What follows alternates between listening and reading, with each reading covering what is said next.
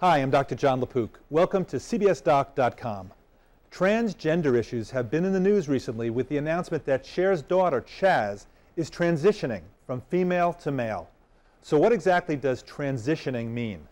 It's the period during which somebody starts to live as their new gender. It can include changing a name or legal documents, taking hormones, and getting surgery. In the segment that follows, an expert on the subject, Dr. Ward Carpenter of the Callan Lord Community Health Center in New York City, explains what the surgery and hormones can entail. A warning, this is a graphic description, and we include it not to shock, but to educate. Hopefully, better education will lead to less misunderstanding and fear of the unknown.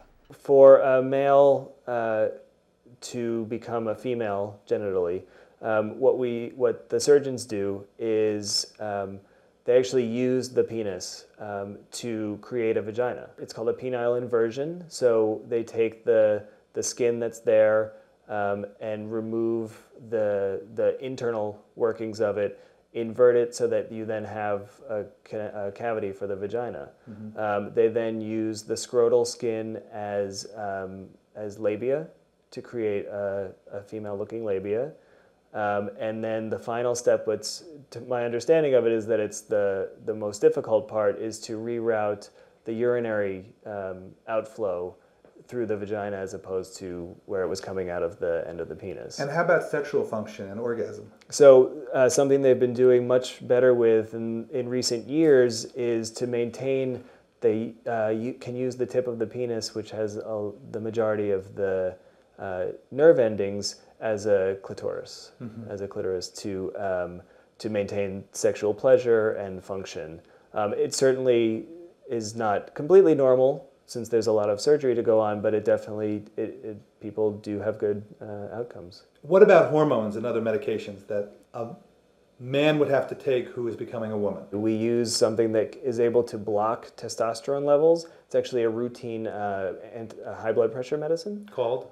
Called spironolactone. Okay, aldactone. Aldactone, exactly. And one of the side effects of that is to cause breast growth, exactly. Mm-hmm. And the reason for that is it completely blocks the production and the activation of the testosterone levels in the body, which then allows the inner estrogen levels that we all have, men and women, to start to act and create breast tissue. We then augment that, though, with estrogen to create the breasts and the widening of the hips and the softening of the skin and every other change that we're looking for. And then medically, how do they have to be followed? I mean, what do you have to look out for in terms of side effects and problems? So just like with women on hormone replacement, there's risks of blood clots, there's risks of cardiovascular disease, so we're very careful with that.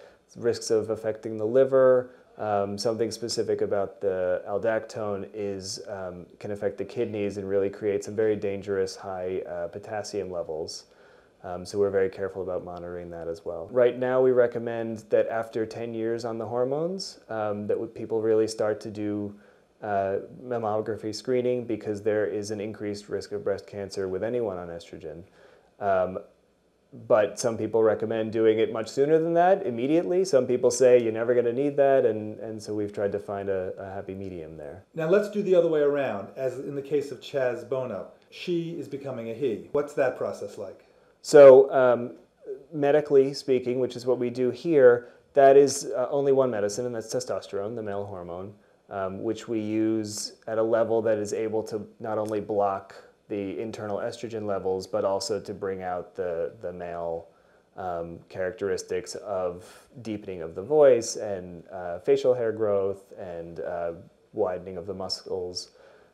Surgically, much more difficult procedure. The technology to help women transition to male is far behind, I would say. It's very difficult to create a surgical penis. Especially one that is functional in a sexual way. We can certainly maintain some sensation, but the function is not something that we have the technology to do. Is it actually being done at all? It is. There's some different people using pieces of the forearm muscle to create a penis. There are people who do something where they just enlarge the clitoris. They can do some ligament snipping, and it allows for a little bit of an enlargement and more function. But it's not a true erection in that blood is coming in. Well, blood does and function then leaving because in the way, or the clitoris is able to have, it has erectile tissue. Right. So it does, we do have some function in that way, and depending on the person, larger or smaller, and you might have be able to have penetrative sex. But it's not the true erectile function Right. that you would normally have. Right. Whether it's men transitioning to women or women transitioning to men, there's not one final course. There's people who choose to do just hormones. There's people who choose to do just surgery, both of them, some of the surgeries, not all the surgeries. Some women choose to have breast implants. Some men choose to have mastectomies and remove the breast, and some don't. How do these people feel? A woman who becomes a man or a man who becomes a woman, how do they feel afterwards? I mean, what, in your experience?